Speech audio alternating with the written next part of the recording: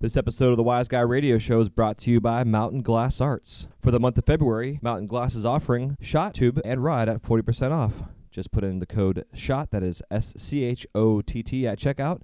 And for all you soft glass nerds, they are offering their COE 104 sale, Creation is Messy, 30% off. Just put in the code MESSY, that is MESSY at checkout. And for any other questions and all your glass needs, just go to mountainglass.com. That is mountainglass.com. This is the Wise Guy Radio Show, a podcast dedicated to educating and inspiring through conversations with today's top talents in the world of glass. We will be dissecting their journeys in hopes to deliver actionable content that you, the artist, can start implementing now, helping you grow not only as a creative spirit, but also a successful artistic entrepreneur. With a little organization, relationship building, and your artistic ability, you can obtain greatness. Climb aboard, whether an artist, retail owner, or enthusiast. We have a ton of fun in store for you. Welcome to the Wise Guy Radio Show. You're listening to the Wise Guy Radio Show. Hey, what's happening? Welcome to the Wise Guy Radio Show, episode number 81. This is Jay Michael, your host. Thank you so much for tuning in today. I'm excited, as always, to bring you conversations with artists, sharing their stories in hopes to inspire and entertain while helping you grow your businesses. I'm super pumped to be here. Can't believe episode 81. It is currently, to kind of give you guys some insight to where I'm at. I'm in, those that haven't listened to the show before, I live in Florida, west central coast, in a little town called Dunedin, right off the Gulf of Mexico. Currently is 80 degrees out, and it's February. So those of you around the world that are getting snowed on and are freezing, I apologize. I wish it was a little bit cooler here myself. It sucks being 80 degrees in February. So just thought I'd get that off my chest. But today we're going to be discussing ergonomics and body posture, and also why you should all be standing on anti-fatigue mats in your studios. If you don't have them after this episode, you're going to want to go online and click the links that I have for you and buy some, because these will save your back, your shoulders, everything. It's amazing the information that we found on the reasons why you should work with anti-fatigue mats, the benefits of standing while you're working, but also the issues you can run into while standing and not having good body posture, and also standing on a hard surface. Very, very fascinating stuff. A lot of the stuff that we got comes from sources outside from the government, also from companies that manufacture some of these mats, the health department. I mean, we got a lot of cool information for you guys, and also some just insights for myself and my own personal things I've dealt with. The reason I wanted to do this show, for one, it's such an important issue, a topic. As a machine, in a sense, of our body, we have to make sure we keep it in tip-top shape to manufacture what we want to manufacture, whether we're doing big work, small work, production, what have you. It's just crucial that you keep your body maintained. In past episodes, I've discussed why you need to go get a massage done, why you should have proper stretching, do yoga if you can, the whole 9 yards, because, again, you got to keep your body in check. For those of us that want to be doing this for the rest of our life, myself personally, 17 years now, I'm starting to deal with issues, pre-carpal tunnel issues, numbness in my hands, shoulder pain. My posture is still pretty good. It's one thing I really do pay attention to. I do find, though, like on my phone, for instance, I think for all of us in general, our cell phones are probably one of the areas that we could probably cut away from usage of, or find better ways of using it, because this will kill our posture even more so. When our next generation of kids come up that are adults and old folks, they are going to be hunchbacked with arthritis in their thumbs, which would suck. But that's the reality of where we're all going. So, again, I want to bring this show to you guys because this stuff is so important to talk about and discuss. And, because I'm learning about it myself, I like to share what I learn. So before we go any further, though, I want to make sure we do a little housekeeping and let you guys know that right now Mountain Glass is holding their Get It Quick sale this week. Their sale starts February 3rd and runs through February 5th, 2016. Right now you can get Momka's glass at 30% off.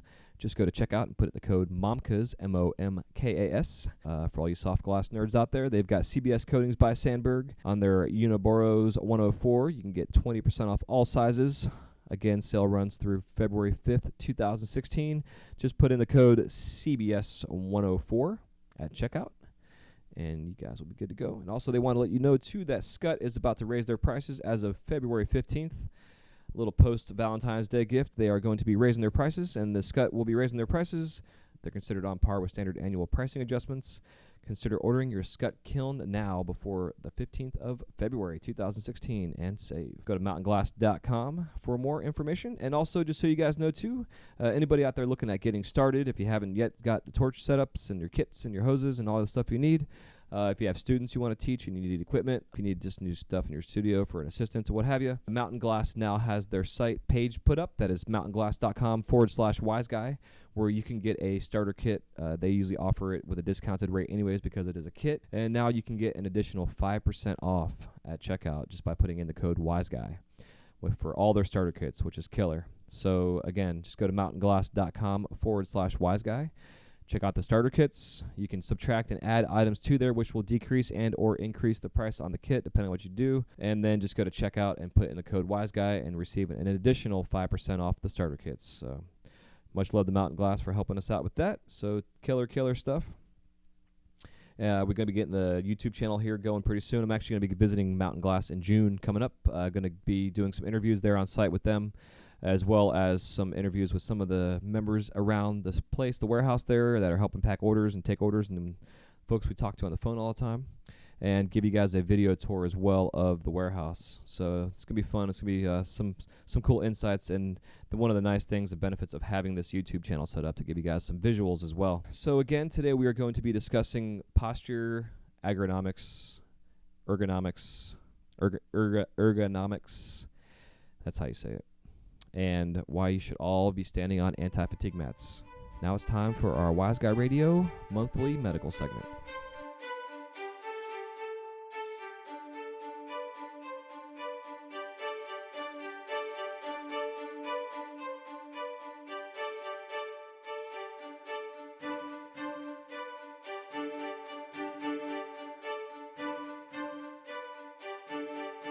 We're getting ready to start off here now on our monthly medical show, where we are going to be talking about, again, body posture, mechanics, ergonomics, and all that fun stuff. It's really important, again, that we all make sure that when we are behind the torch and standing, that we have the best posture possible. Even if you get into a weird position or whatever because of what you're working on, just make sure that after you're done with that piece that you take a quick break and stretch and whatever. Just the movement and getting around from the torch is probably one of the bigger areas that you can focus on to help yourself with stretching and moving around and blood flow.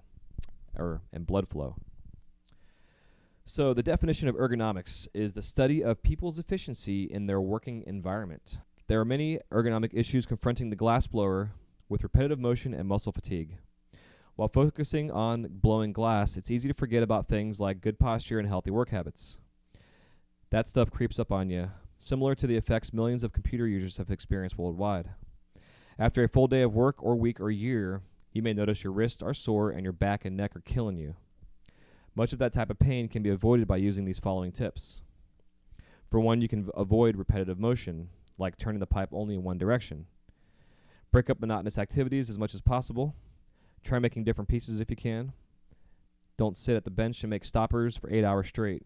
Work around, make some hand pipes, make some marbles, make some pendants, just make some different things so you're not making the same thing over and over and over and over. If you have a big order, maybe break it up over 4 or 5 days, so you can change it up.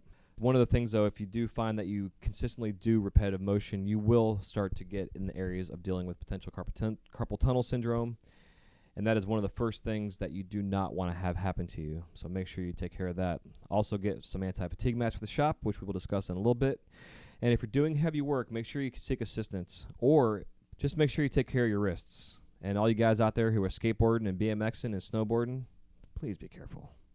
So one of the things that we got into, though, was the really the areas of posture. As many of you guys, when you go to shows and you watch glass artists or demonstrations or just YouTube videos and whatever, really pay attention to the person working's posture. It's really difficult when you're working yourself. I mean, you can physically pay attention to it, obviously, but visually paying attention to it, it's difficult. Just making sure that, if you're working in a studio with a friend, maybe make sure you guys keep an eye on each other, that you're standing up straight. Having a strong core is the most important and first part of this whole thing. Just doing maybe 50 crunches a day over a period of time, do some planks, different areas you can get into. And again, these are some stuff we're going to do on the video channel when we get going with that. But having a strong core is the first part of having a good posture. But the problem that happens when you don't have good posture is that you get a hunched back. It's really important because you start to shorten certain muscles and you lengthen others, which causes your body mechanics and your posture to get completely out of whack. Now, there are exercises and things you can do to help relieve this if this happens, but you can also just keep a good posture and avoid it altogether. Part of the thing is just, again, myself personally, I try to work in 3-hour shifts. Work 3 hours, take a break, maybe half an hour, maybe 15 minutes, take a little stretch, get some water, go to the bathroom, do what I got to do. But just making sure that you are paying attention to that you are standing somewhat with your feet, shoulder width apart, and your back's, sitting up straight, and you're focusing on keeping your core tight and, relaxing your shoulders a little bit, but not hunching them over. There's this all kind of really simple things that we've all been taught as we grow up and go through school and PE and all that shit we all did as kids and even into our early adulthoods. And it's just stuff we just got to pay attention to, and it's easy to get comfortable and lazy. It's also important to think about how your torch is mounted and it's on your bench. Myself personally, my torch is between my nipples and my belly button. To get very detailed with it, to just kind of give you an idea. The higher your torch is, the easier it is for you to have posture that is going to work for you. Too many times I see guys and gals that are working on a display table, like a 10-foot plastic table, and they have a little cinder block on there and their torch mounted to it and tied down, and then they're bent over the torch, completely bent over the torch, hunched over. And they're that way for hours, and it's really, really terrible for you to do that. You will not last more than a couple months if you do that on a consistent basis. I wouldn't even say a couple months. I mean, I'm thinking maybe a couple hours or in a day. It's just so bad for you to do that. So really pay attention. If you have a short table, you have to sit maybe. If you can't sit, then you need to figure out a way to get your torch up higher. If you need to stack a couple blocks up if you need to, what have you. For myself, I built a small box. It's basically, there's walls on all sides of this box, except for the bottom and one of the faces. It's basically a rectangle. It's I would say probably an 8x4 shape, with the side walls are only maybe about 4 inches tall. So it raises my torch off the bench about 4 inches. And it also gives me a little cubby to put my tools and stuff in. I'll take a picture of it and put it up on the show notes for you guys so you can see. But the idea is basically so that my torch is higher. And again, I have a spot for storage for my tools as well at the end of the day. But it helps me to keep a erect posture, keep my back straight, really focused on what I'm doing. It also allows me to stand on the sides of the torch if I need to, even though it's on my bench. Similar to how a stand is, torch stands are pretty cool. But ideally, again, make sure your torch is at a good height to where you're not hunched over looking down at it. If you're going somewhere doing a demonstration, if you can ask ahead to find out what their table situation is like, so then you can be prepared yourself to bring in extra equipment or something else that you may need to bring to have a higher set. Typically, my torch is about mid to my to my diaphragm, basically, is where the bench is at. And I lean against it. I should have turned my phone on silent. But anyway, so for that part, again, it's important, posture and stuff. So here's some of the insights and stuff that I found, though, in regards to ergonomics and having an anti-fatigue mat. For those of you who do not know what an anti-fatigue mat is basically a mat that you stand on that allows you to have more of a padded surface to stand on. So this is basically what it says, and this comes from a website called cisco/eagle.com. I'll have the link in the show notes for you guys to click on, and there's more there. All right, so here's kind of some insights into the anti-fatigue mat that I wanted to share, and I don't want to try to get too sidetracked on this because this will go on forever, and next thing we know I have an hour-long show, and I'm just rambling, so I want to make sure I get some good pointers here for you guys and insights. The link to this information also will be on the show notes page. Just touch the little image for the podcast. It'll flip around and give you guys all the details for the links and the show notes on there as well. But this comes from a website. It is all about practical ergonomics and anti-fatigue mats information. This says, how do anti-fatigue mats work? It says, standing for long periods of time on hard floor surfaces is very uncomfortable and causes physical fatigue. Leg muscles become totally static and constricted as they work overtime to keep that person in an upright position. Blood flow is greatly reduced, causing pain and discomfort. In this situation, the employee's heart is forced to work harder to pump blood through these constricted areas, and his body begins to run out of energy. However, if a person is allowed to stand on an anti-fatigue mat, his muscles will subtly his muscles will contract and expand. His muscles will lightly contract and expand as they adjust to the flexibility of the mat. This muscle movement increases blood flow and increases the amount of oxygen reaching the heart, and fatigue is greatly reduced. It says physical fatigue occurs when muscles are constricted and blood flow is reduced. Because the heart is forced to work harder to pump blood through these constricted areas, the body runs out of energy. The result is pain, discomfort, and fatigue. Anti-fatigue mats work by encouraging subtle movements of leg and calf muscles, which in turn, we just read that. How about that? I'm repeating myself.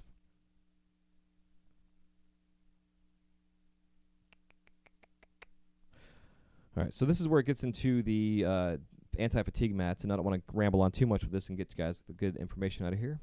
So this comes from a website. It is cisco/eagle.com. I will have this all in the show notes for you. All you have to do is just touch the little image of the Wise Guy Radio logo. It'll flip around and show all the show notes and links there for you to go on to. But this talks about the anti-fatigue mats and why they are beneficial. It says physical fatigue occurs when muscles are constricted and blood flow is reduced. Because the heart is forced to work harder to pump blood through these constricted areas, the body runs out of energy. The result is pain, discomfort, and fatigue. Anti-fatigue mats work by encouraging subtle movements of leg and calf muscles, which in turn promotes an easier flow of blood back to the heart. This is called dynamic ergonomics, the study of ensuring standing worker comfort by means of muscle activity. In a formal study at the Center of Ergonomics at the University of Michigan, ergonomist, it's kind of a strange thing, ergonomist Mark Redfern concluded that different standing surfaces can have dramatic effects on physical fatigue. The study involved 14 subjects at the Ford Chesterfield trim plant who were required to stand throughout the entire shift. A variety of floor conditions were tested, from concrete to a 3/8 inch rubber anti-fatigue mat. The results were conclusive. Workers who were forced to stand on hard concrete floors for long periods of time suffered significant levels of fatigue and discomfort in the legs, back, and throughout the body. On the other hand, workers who stood on anti-fatigue mats were able to reduce the level of fatigue and discomfort by as much as 50%. Pretty fucking crazy. So for all you out there, think about what you're standing on. A lot of times myself personally, which I know it sounds crazy, but I work barefoot in my studio, and I just work barefoot on my anti-fatigue mat that I have. And I'll get into the actual model that I have, and I'll have a link to that as well. But I do notice a huge difference. At Disney, we don't have them behind my bench. I'm actually going to bring mine in so I have it to stand and when I'm working. And I worked the past 2 days without one and stood with my dress shoes on, which are pretty comfy, but still. Right now, my feet and my calf muscles and my lower back are very sore. And that sucks because I'm there for like 11 hours, So this stuff is very, very important. So it says, how can anti-fatigue mats save you money? We refer to the aches and pains of long-term standing as cumulative standing trauma. Excessive stress on the spine and back muscles due to stagnant body positions or poor distribution of body weight, which may cause pain and injury.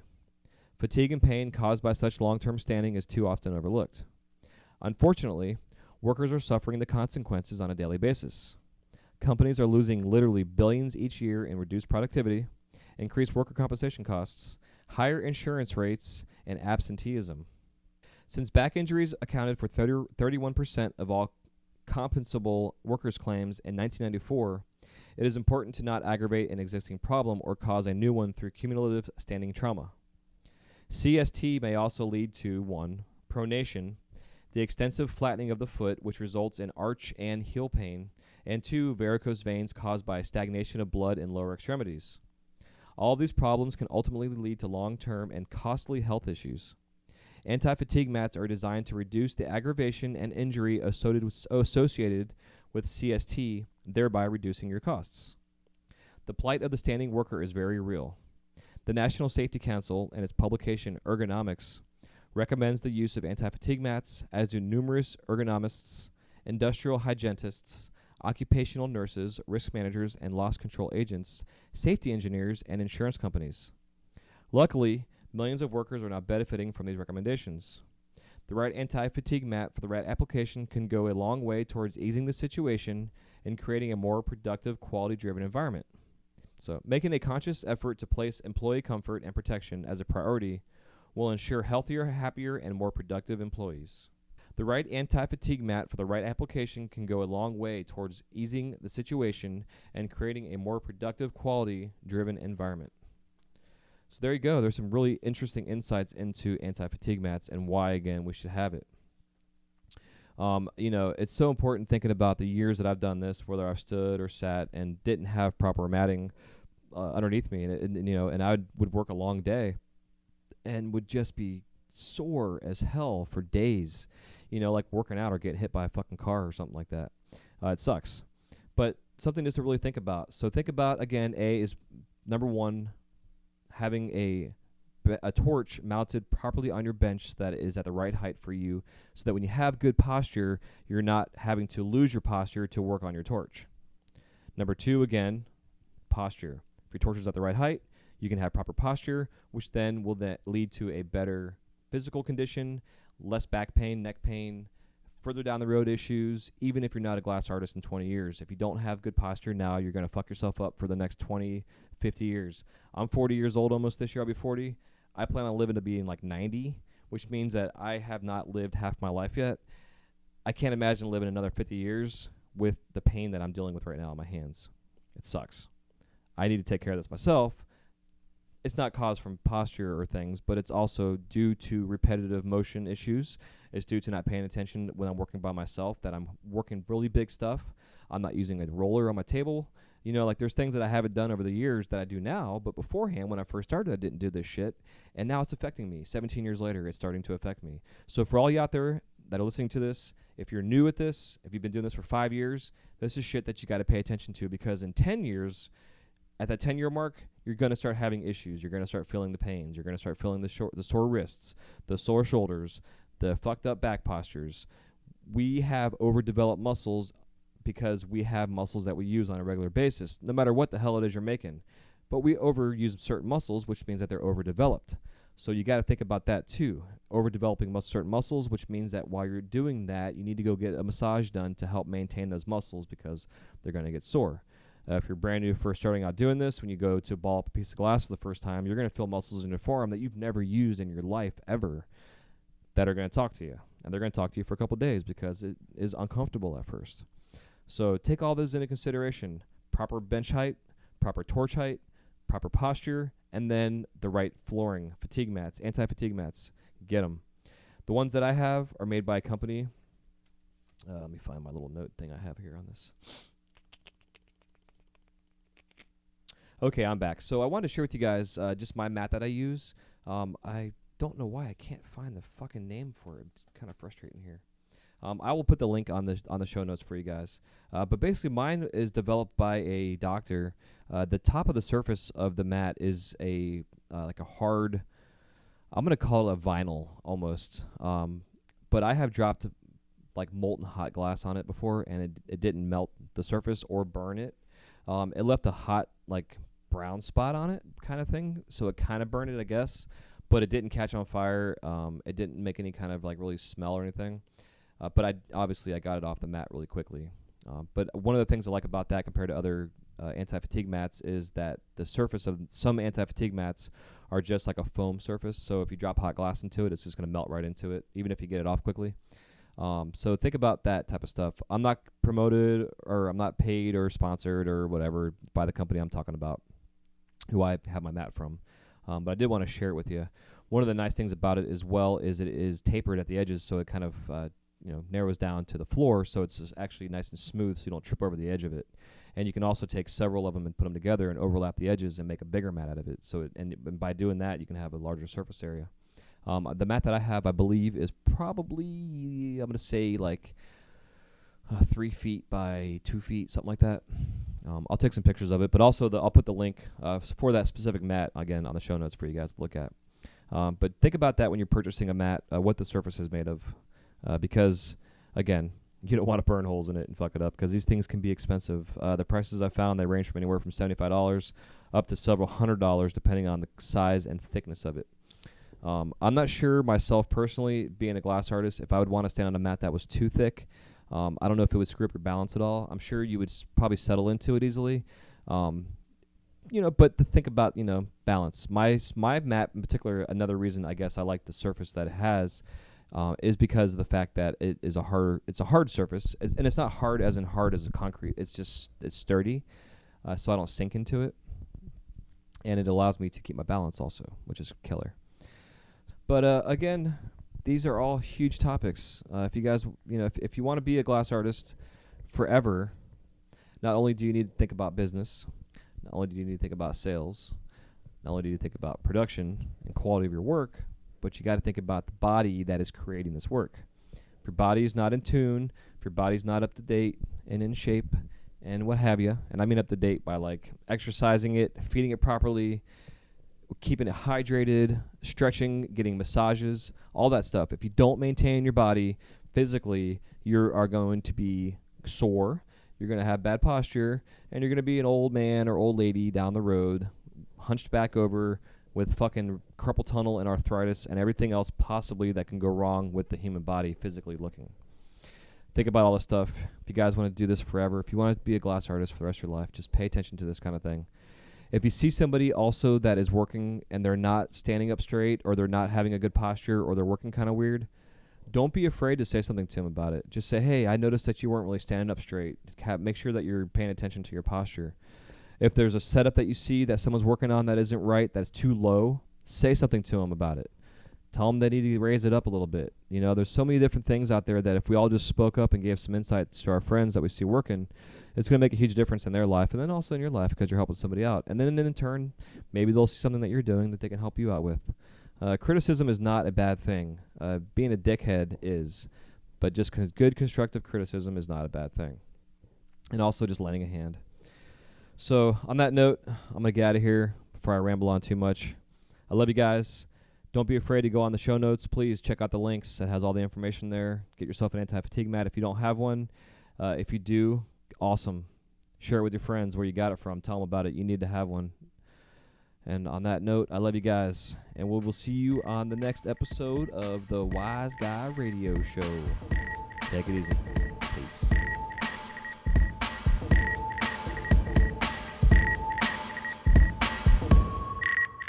Thank you guys so much for listening to this episode of the Wise Guy Radio Show. If you have any questions, comments, or remarks, please leave them in the show notes page area where it says comments.